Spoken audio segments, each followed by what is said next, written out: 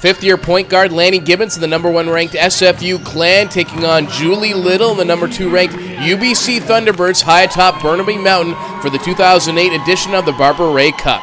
Little taking to the Clan in the early stages here with a spinorama on Muddy Hutzler for 2 as the Thunderbirds take a 5-point lead. Then Zara Huntley being a diamond in the rough, getting her own putback and fighting hard to get the bucket and drawing the foul. The Clan, however, closed the 5-point gap as Laurel Weigel gets her own rebound, then kicks it out to Courtney Goering, and the Poco native drains the tray. Then off a steal, Lanny Gibbons comes up with the ball and hits the circus layup under the hoop as SFU takes an 18-16 lead after the first quarter.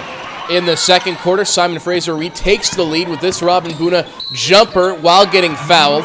The Clan spending too much time listening to the Razors' edge in the second quarter as their Thunderstruck outscored 24-12 in the frame due in large part to Alex Vuig's back-to-back layups.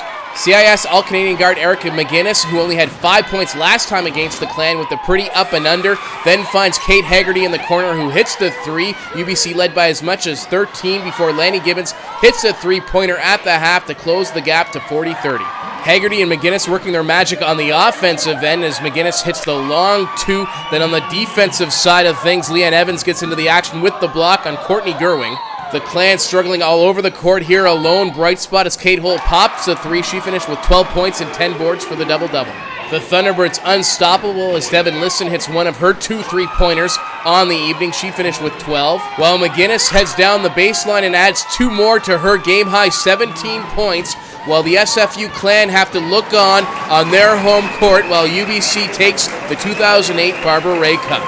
I think we just had all the girls come in and just play confidently, and which last game was what we were missing. We played flat and we didn't really play together, and this time it couldn't have gotten worse, right? It was only up from last game, so we just came in with that mindset and we had a really good break, and we're looking forward to playing them. This time our shots weren't the ones that were falling. We couldn't seem to move as well as we wanted to on offense, and defensively there was just a lack of communication.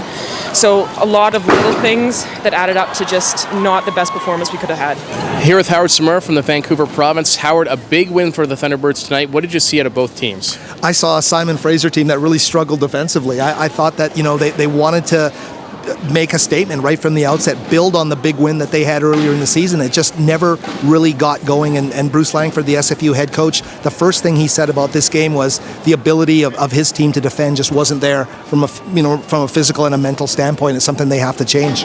Now in the second half of the year, what do you see out of both of these teams?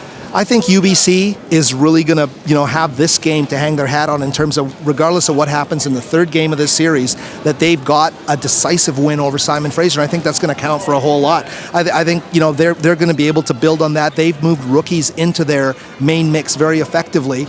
And so I think they're going to keep improving. From Simon Fraser's standpoint, hey, they won the whole thing last year. They know what it takes. And I think with so many of the key people back, they just have to get into a rhythm, start getting those fast break baskets and the inside play that they had last year, and they're right there to win the whole thing again. These two teams, of course, will rematch tomorrow night at War Memorial Gym. For the Clan Athletics Network, I'm Scott McLean.